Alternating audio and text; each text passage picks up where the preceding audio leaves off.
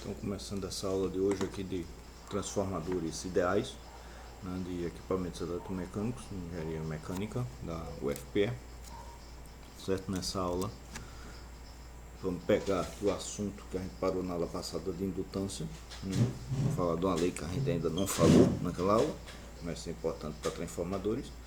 Aí eu vou falar um breve histórico de transformadores, só para conhecimento mesmo, demais, e a gente vai entrar efetivamente no que é um transformador, nas equações de um transformador ideal, certo? E terminar ela comentando da aplicação principal de transformadores, né, com o sistema de transmissão de potência, tá? Então, indutância, né, a gente terminou a aula passada com essas equações, que a gente chegou na indutância, né, como sendo, né, definida pelo N ao quadrado, o número de espiras de uma bobina, né? Então, o número de vezes quando determinada corrente passa dentro do circuito magnético com a determinada relutância R, então N ao quadrado sobre R, então fatores puramente construtivos e do imaterial, né? O R definido pela geometria e pela permeabilidade magnética do material, e o N ao quadrado, número de vezes que a bobina passa a corrente por dentro daquele determinado circuito magnético, certo? Agora, do ponto de vista elétrico, né, a gente não trabalha muito com a indutância como o fluxo concatenado e a corrente, a gente trabalha mais com a relação entre a tensão e a corrente, certo? E para isso a gente precisa pegar a chamada lei de Faraday-Newman-Lewis, normalmente conhecida como lei de Faraday, né? Entre os outros dois são tirados, né? Então o Faraday ele notou isso aí, que a tensão gerada num caminho fechado, certo? Então se você pegar um caminho, né, qualquer no espaço, caminho fechado, a tensão gerada nesse caminho ela é proporcional à derivada do fluxo magnético por dentro desse caminho. Isso normalmente você só consegue medir dentro de um condutor, né? Mas você, na verdade, você tem isso aqui em vários pontos, né? Em qualquer material do espaço você vai gerar essa tensão, mas você só vai ter um condutor, você vai gerar corrente por conta dessa tensão, né? Porque a tensão num condutor vai gerar corrente, né? Newman pegou isso e descreveu na forma de equação, e Lenz depois fez a chamada sozinha de lei de Lenz, que essa tensão gerada ela tem um sinal negativo que se aplica para ser a lei de Lenz, né? Essa tensão gerada ela é proporcional a, não é proporcional não, ela é no sentido contrário ao fluxo magnético gerado, certo? Então ela é de tal modo, num circuito fechado, ela vai gerar uma tensão, vai gerar uma corrente, que por sua vez vai gerar um fluxo contrário ao fluxo original, né? Com o sentido de diminuir esse dφ/dt, certo? Isso causa, do ponto de vista do indutor, aquele conceito que a gente normalmente usa, né, de que o indutor resiste à mudança da corrente elétrica, né? De todo modo, se a gente pega uma bobina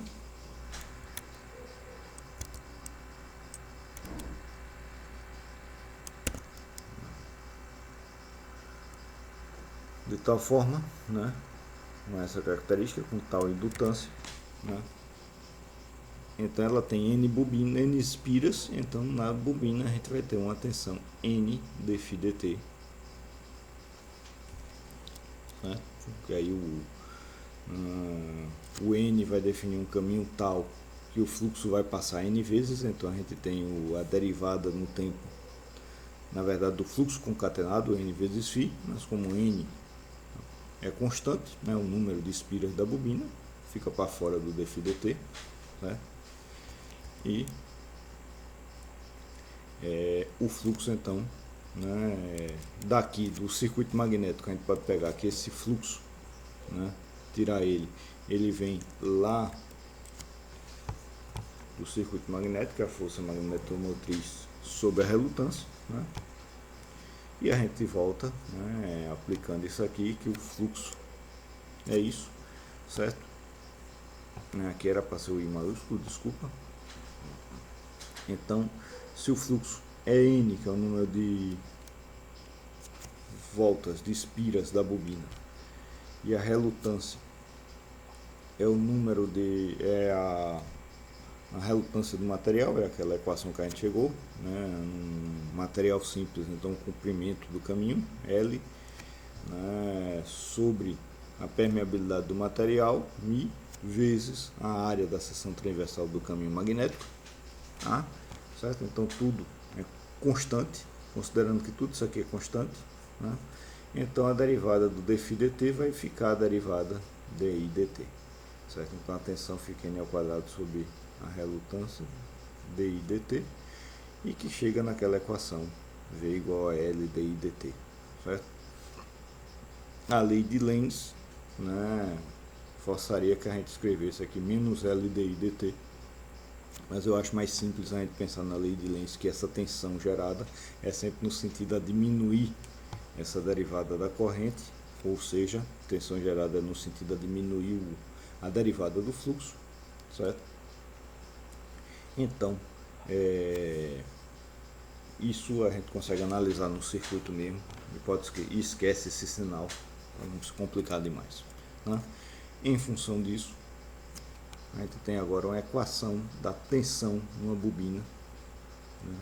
É derivada da corrente no tempo, ou então, pensando no fluxo magnético, N dφ dt um determinado circuito magnético. Isso aí vai dar uma indutância, certo? Isso, né, foi definido, observado já por Faraday em 1830, e nessa época, Faraday de 1830, ele já fez um dispositivo muito parecido com o que hoje é um transformador. Então, o que é um transformador? Um dispositivo que você pega, tem duas bobinas no mesmo circuito magnético. Você tem duas bobinas no mesmo circuito magnético, então uma bobina ela vai induzir um fluxo, esse fluxo do outro lado vai induzir uma tensão, e a tensão sai do outro na saída. Então você passa de um circuito elétrico para o outro, acoplando dentro do circuito magnético. Basicamente isso é uma bobina, certo? Então isso já existia, já foi determinado pelo próprio Faraday em 1830, certo? Depois a utilidade desse circuito apareceu e se tentou fazer versões desse circuito. Então, os que se consideram, que consideramos efetivamente, né, os inventores de transformadores, então são os que fizeram o primeiro produto comercial, o primeiro transformador comercial, foram esses três aqui que estão nessa foto: Zipenorski, Blatt e Dery, né, que fizeram em 1878, fizeram a companhia ZBD, né, não vou lembrar agora o país, né, mas no leste europeu, né, e o que muitas vezes, principalmente os americanos, consideram o inversor do transformador foi o Stanley, que aí fez uma versão em 1885 nos Estados Unidos, né, de certo modo parecida com a desses três, né, em 1885. Então, em muitos livros você vai ver Stanley como o inventor do transformador, certo? Para que esse esforço todo para fazer o transformador, né? Então a gente vai comentar um pouco disso no final dessa aula. Não é quem estiver mais interessado, procura por isso aqui, A Guerra das Correntes, né, que é uma história muito interessante, né, que define, né, basicamente a existência do transformador, define hoje a gente ter a rede elétrica com circuito, a tensão alternada, né, que foi, né, vamos dizer assim, a guerra, né, entre o sistema de corrente alternada e o sistema de corrente de contínua, o sistema de corrente contínua definido por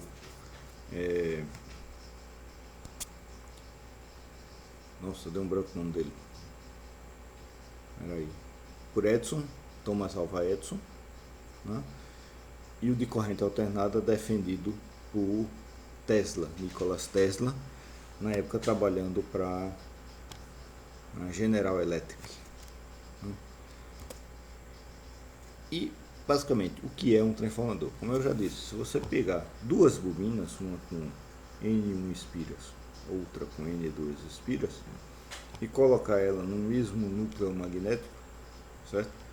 Então o fluxo das duas bobinas vai ficar, grosso modo, o mesmo. Se a gente considerar que o núcleo vai abarcar toda a corrente das bobinas, certo? Então o fluxo que passa dentro dessa bobina daqui, com N1 espiras, e o fluxo que passa por dentro dessa outra bobina aqui vai ser o mesmo, né? E aí, se a gente desprezar algumas coisas, então desprezar a resistência das bobinas, desprezar perdas no núcleo magnético, que a gente até agora nem comentou nada, considerar que a relutância do núcleo é muito pequena, a gente tem um chamado efeito transformador, certo? Então, essa estrutura é um transformador. Para ele agir como um transformador, a gente precisa ter uma corrente alternada. Por que precisa ter uma corrente alternada? Porque justamente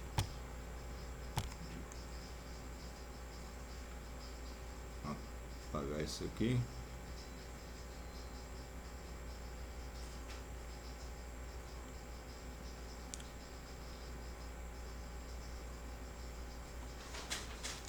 A gente tem, né,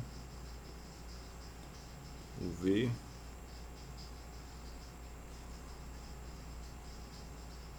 igual a, em cada bobina, N dφ dt, certo? Significa, considerando que o fluxo é o mesmo nos dois transformadores, certo? Se eu tiver uma corrente contínua, ou seja, tiver numa bobina dessa passando uma corrente contínua, essa corrente contínua vai me gerar um fluxo contínuo. Num fluxo contínuo, dφ dt é zero, minha tensão gerada é zero, certo? Então, se o fluxo é contínuo, se minha corrente é contínua, se minha tensão aplicada é contínua, meu fluxo vai ser zero, certo? Então, ele simplesmente não vai fazer nada. Agora, se eu gerar uma tensão alternada, então, né, uma tensão senoidal, aqui a gente usa, né, nas nossas casas, né, 220 volts, 60 Hz, né? Se a gente aplicar uma tensão alternada aqui, certo? Uma dessas bobinas, certo? Então essa tensão, por sua vez, vai gerar uma corrente, essa corrente vai gerar o fluxo alternado, e esse fluxo vai ser o mesmo nas duas bobinas, certo? Então, se a gente pegar na bobina 1,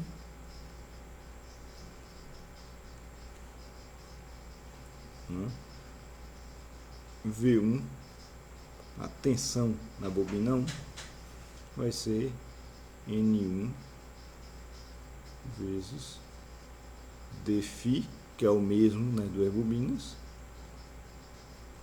dt. Se a gente pegar na bobina 2,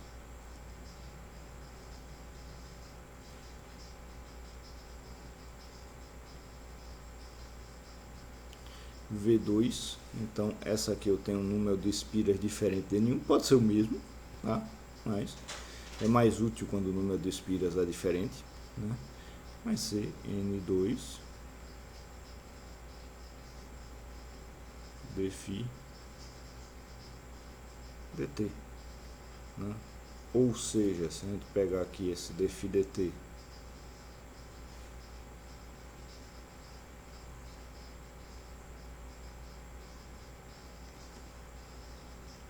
igual a V2 sobre N2 e jogar isso aqui para cá, né? A gente chega na equação do transformador para a corrente.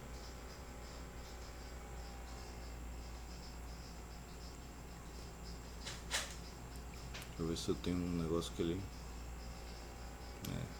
não tira a transparência não. Enfim, vamos deixar aqui. Eu jogo isso aqui para cá, então a gente chega na equação do transformador V1 igual a N1, número de espiras da bobina 1, sobre N2, o número de espiras da bobina 2, dφ dt. Então, chegamos nessa equação aqui para o transformador do ponto de vista da tensão. Isso aqui acontece repetindo quando eu tenho tensão alternada. Se eu tiver tensão contínua, dφ dt é zero. Opa, errei aqui, né? Então deixa eu fazer aqui dφ dt nada. Falando do dφ dt, N1 sobre N2 vezes V2. Né?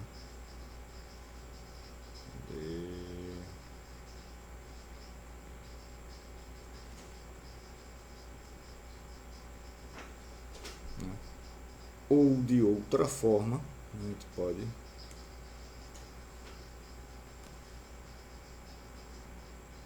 passar esse V2 para o lado de cá.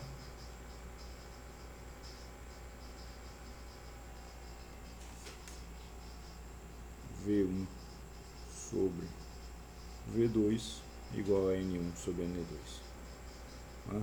Então, essa é a utilidade do transformador. Ele permite, com a relação do número de espiras, fazer a relação entre as tensões.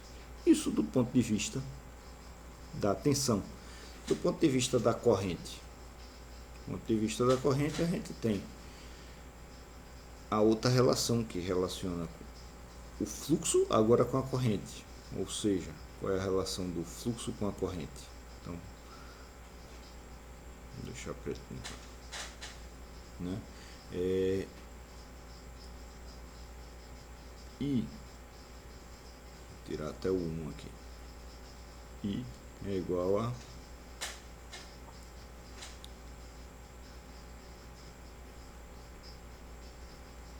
cadê?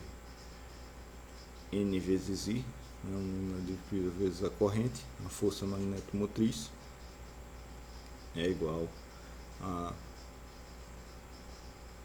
Φ vezes R.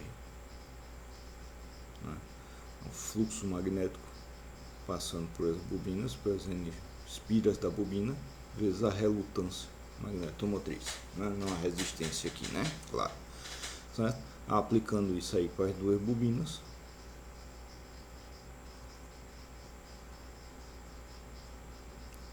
N1 vezes I1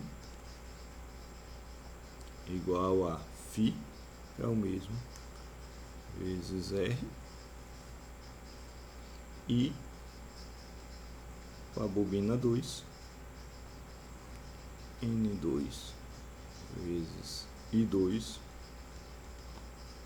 igual a Φ vezes R, ou seja, N1 e 1 igual a N2 e 2. Né? Colocando as correntes de um lado e os N's do outro, a gente chega aqui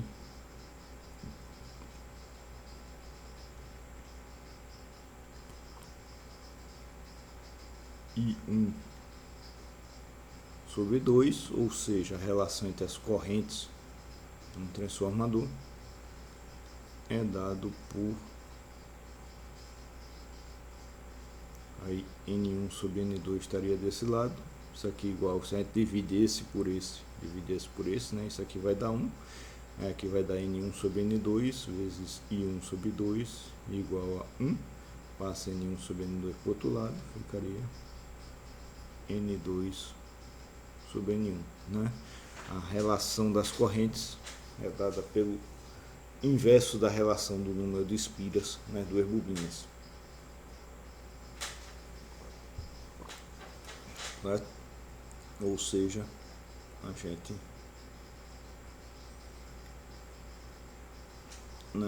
coloca isso aqui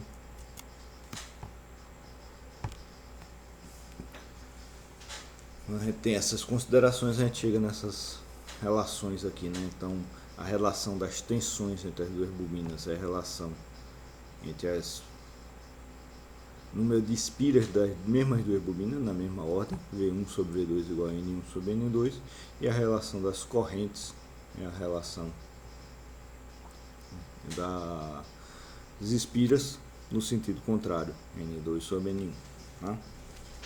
Isso, fazendo essas considerações aqui em cima, né? Normalmente a gente vai considerar isso aqui, né? Aqui está V1 e V2, né? Normalmente, como se usa o transformador, a gente vai ter um ponto, né? Sim, e aqui o símbolo disso aqui, né? Uma bobina de um lado e outra bobina do outro, né? Esse é o símbolo básico. Muitas vezes você tem aqui dois traços aqui no meio, representando justamente o acoplamento magnético, o núcleo magnético. Você pode ter um transformador sem um núcleo magnético? Até que pode, né? Por exemplo, esses carregadores de celular sem fio, você bota o celular em cima de uma base, então aqui dá um acoplamento magnético, então você tem essa mesma coisa, sem um núcleo transformador. Quando você não tem um núcleo transformador, isso aqui deixa de ser verdadeiro, a relutância do núcleo não fica muito pequena, isso influencia várias outras coisas que a gente vê em outras aulas, certo? Então normalmente um transformador com núcleo, que é o mais comum, você tem essas duas linhas daqui, e você tem também mais no símbolo do transformador dois pontinhos, né, que indica a polaridade do transformador, significa quando o V1 aqui é positivo, está no ciclo positivo da tensão alternada, o V2 aqui também está positivo, tensão alternada, certo? E aí, tipicamente, a gente vai fazer, né? Daqui para cá, a gente aplica uma tensão, então isso aqui se chama VP, é o primário, né? Então é por onde entra a potência, certo? Então você aplica a tensão, isso aqui vai gerar uma corrente IP, né? E isso aqui, por essas equações, vai gerar uma tensão do outro lado aqui, VS, né? Aí no chamado secundário,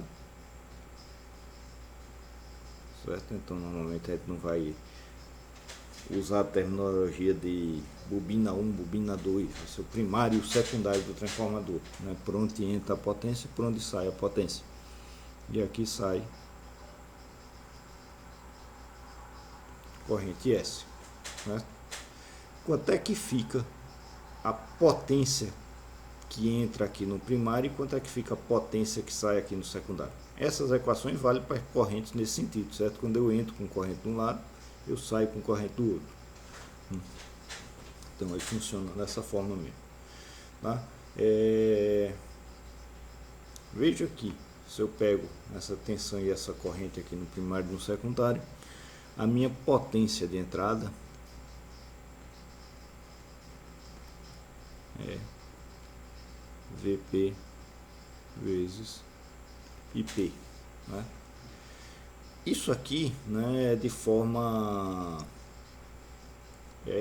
corrente alternada, né? Então aqui eu estou botando potência VP vezes IP, a potência mesmo seria VP vezes IP vezes o cosseno de θ, né, o fator de potência chamado da tensão alternada.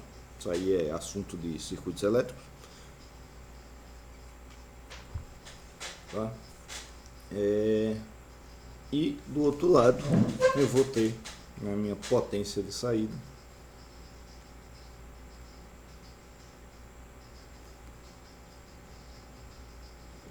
VS vezes IS vezes o cosseno de θ, né? O VS e o IS vão estar num transformador ideal na mesma fase, né, um do outro, por conta dessas relações, né? E se eu pego essas relações e jogo aqui, qual é a relação entre a minha potência de entrada e minha potência de saída no transformador? Será que a utilidade de um transformador é porque é um dispositivo gerador de potência? Certo? Então se eu comparo um com o outro, eu de cara eu já vejo, né? O cosseno de θ vai ser o mesmo, né? Então já vamos cortar esse aqui para simplificar a nossa vida. Então se eu divido P de entrada sobre P de saída, então VP e P sobre VSS, cosseno de θ cancela um com o outro, fica um aqui. Qual é a relação entre VP e P e VSS? Então VP, a gente pode colocar aqui P e VS, IP e IS, certo? Então posso escrever aqui VP igual a N1 sobre N2 VS, então posso trocar aqui em cima, isso aqui vai ficar N1 sobre N2, vou só tirar isso aqui no meio do caminho, ups, mas rapaz, pronto.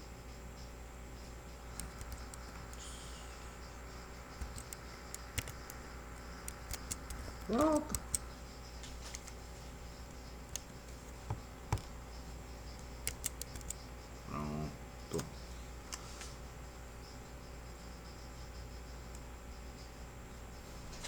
Não dá para tirar do meio do caminho. Então, VP é igual a N1 sobre N2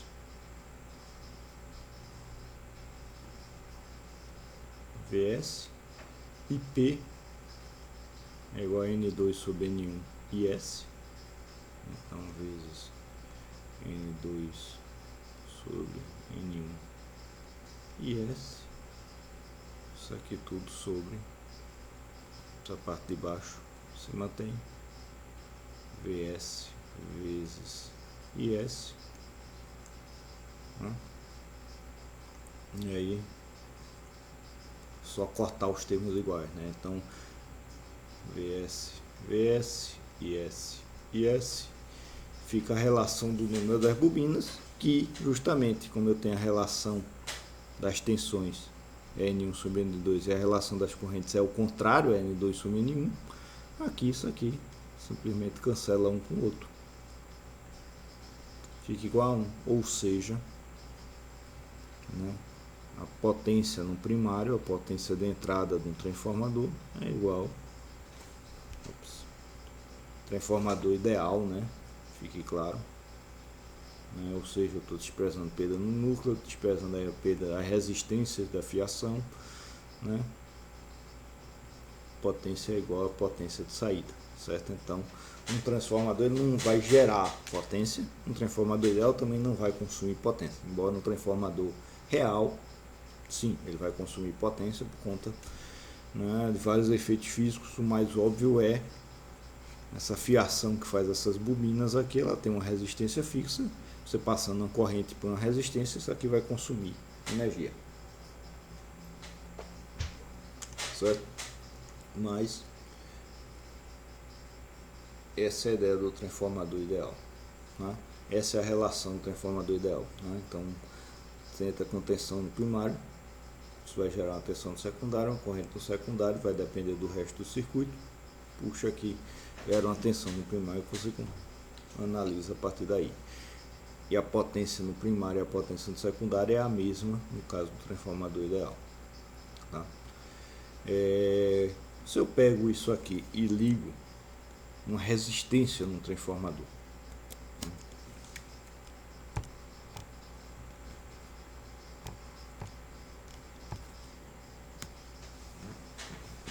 certo? Então pego aqui do lado do primário, que ainda está V1 e 1, né? Seria o lado do primário, e no secundário do transformador eu ligo uma resistência, né? Se eu quiser fazer uma análise de circuito e trocar isso aqui tudinho por uma resistência equivalente, o equivalente Thevenin, Norton, dessa ligação daqui, que resistência eu veria, né?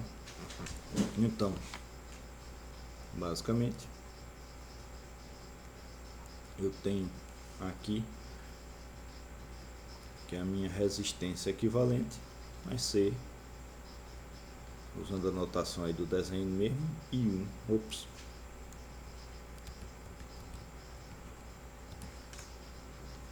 V1 sobre 1. Isso aqui eu fiz com resistência, eu acabei botando um R aqui, poderia ser uma impedância também. A conta você vai ver que se eu trocar o R por Z, Z equivalente a um Z qualquer aqui, certo? Então, com resistência e reatância, vai chegar no mesmo resultado, né?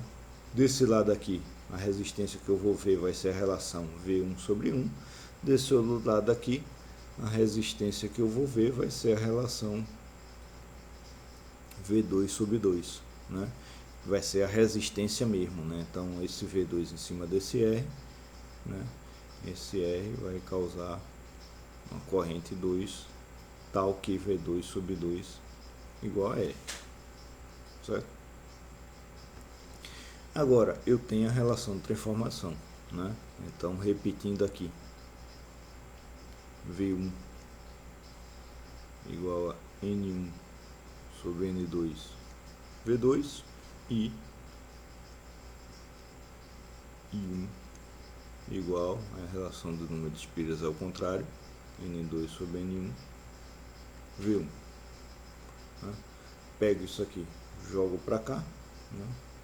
Então a gente tem que minha resistência equivalente passa a ser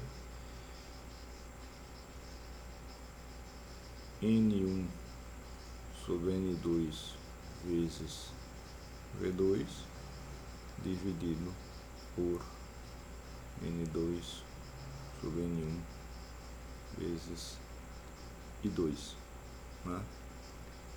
I1 sobre 2, ou melhor dizendo, V2 sobre 2, é isso aqui, é o R, tá? E eu fico com a relação aqui só das espiras, só que como está trocado aqui, então isso aqui vai ficar basicamente, está de vermelho aqui, resistência equivalente, né? Vai ficar N1 ao quadrado sobre N2 ao quadrado. Então a relação do número de espiras ao quadrado, né? Vezes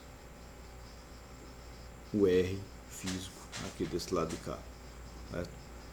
Então o transformador, esse fator dele aí, gerar essa relação da tensão de um lado com o outro e uma relação contrária da corrente de um lado com o outro, ele serve também como um transformador de impedâncias. Então nesse caso eu consigo pegar um resistor aqui, vamos dizer pequeno, se eu trabalho com N1 maior que N2, né, um transformador do lado N1 maior que o lado N2, aí eu pego e gero uma resistência equivalente aqui muito maior do que a resistência física. Ou o contrário, se eu trabalhar com N1 menor que N2, né, eu gero uma resistência equivalente menor que a resistência física, né?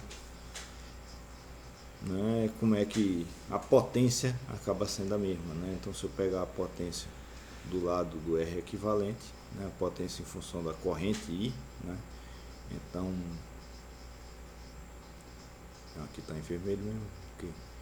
Então P na entrada é equação de potência em função da corrente, né? I1 ao quadrado vezes R equivalente à resistência desse lado de cá. Então isso aqui vai ficar N1 sobre N2 vezes I1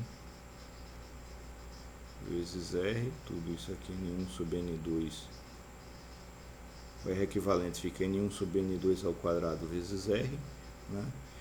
Eu juntei aqui com I1, tudo tá, isso aqui tudo em ao quadrado, né? Vezes R, N1 sobre N2 vezes I1, observa aqui, eita, aqui eu botei V1, né? Desculpa, aqui é para ser I2, né? Para não complicar. Aqui é a relação entre as correntes, desculpa aí. Certo? Mas de todo modo, N1 vezes I1 sobre N2 é I2. Então isso aqui tudo é I2, né? Então a minha potência de entrada I1 ao quadrado vezes R é equivalente, isso aqui é a mesma coisa, I2 ao quadrado vezes R, né? A potência não está sendo nem criada nem perdida do nada, tá? Então mantém aí essa equação, faz essa relação aqui do número da resistência, no equivalentemente do impedância, mas mantendo a potência de um lado e do outro igual, né? Isso vai me gerar, né? Aqui está só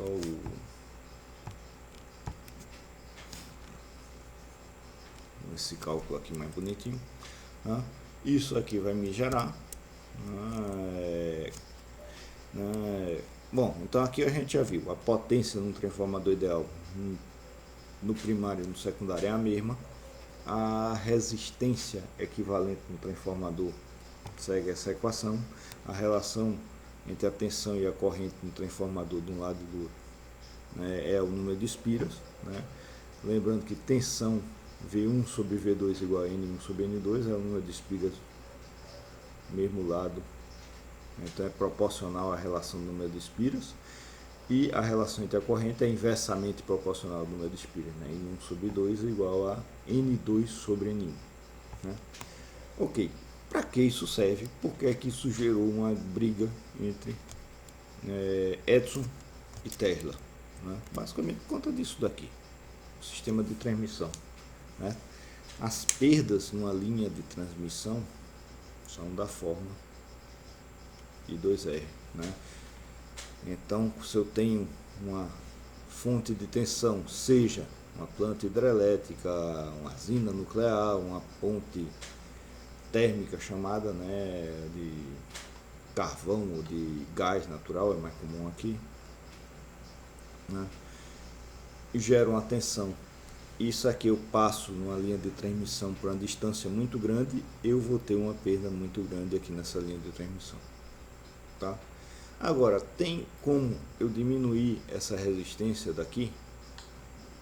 Fisicamente não, mas o que eu posso fazer é o seguinte, eu posso pegar e colocar aqui um transformador do lado de cá, tá? Tirei o programa aqui, colocar um transformador do lado de cá, elevador,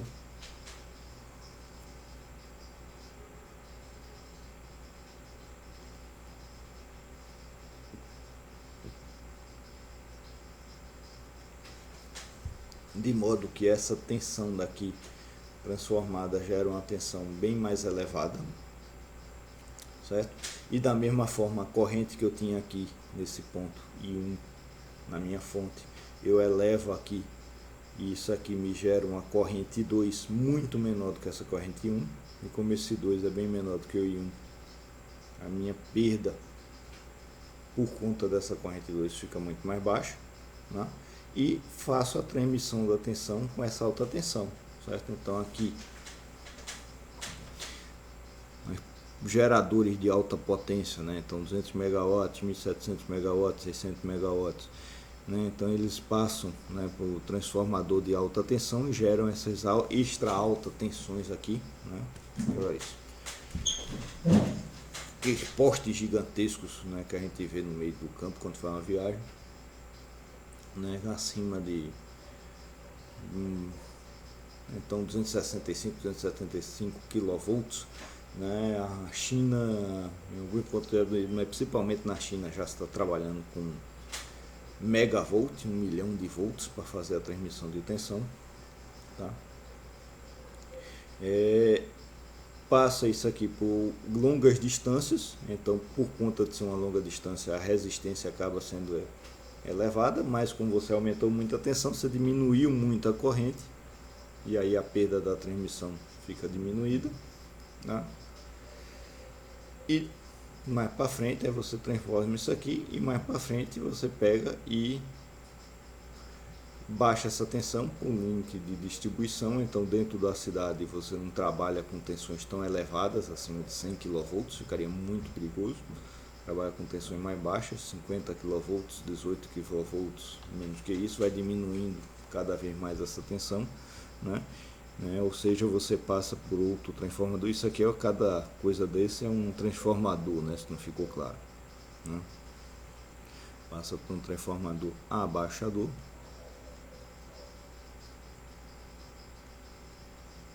E no nosso caso aqui, né, ele gera a tensão aqui para a rede elétrica da gente, 220 volts, no sul do país 110 volts, nos outros lugares 110 volts, certo? Para as indústrias, muitas delas trabalham com 380 volts, às vezes indústria mais pesada, uma tensão maior entra diretamente na indústria, e aí você acopla nessa rede de baixa tensão, média tensão, você acopla outras coisas, né, como geradores de energia solar distribuídos, né, usina de energia eólica e assim por diante, tá? Então, esse sistema todo, ele só é possível por conta dos transformadores, né? Essa foi a briga lá com a guerra das correntes, né? Edison queria um sistema de tensão contínua, né? Mas você não tinha como fazer esse esquema de aumentar a tensão, transportar a corrente, transportar por longa distância e abaixar. Então o sistema de Edison obrigatoriamente teria que ter geradores próximos dos locais de uso, certo? Então um gerador por cada bairro no sistema de Edison, né? E aí o Westinghouse foi da General Electric, né, junto com Tesla, ganhou a parada, porque esse sistema fica muito mais eficiente, e por conta disso a gente tem energia alternada hoje em dia nas nossas casas, tá? Uma coisa interessante, com o avanço da eletrônica, você tem muitos sistemas hoje em dia para essa transmissão de altíssima potência, né, que, para evitar alguns problemas específicos de tensão alternada, eles trabalham com tensão contínua. Mas para isso, que é o chamado aqui, que está aqui, HVDC, mas para isso ele precisa de uma eletrônica que faça essa conversão da tensão para um nível muito alto de tensão, né? E é isso. Essa aula de transformadores ideais encerra por aqui com essa aplicação de transformadores. Até mais ver.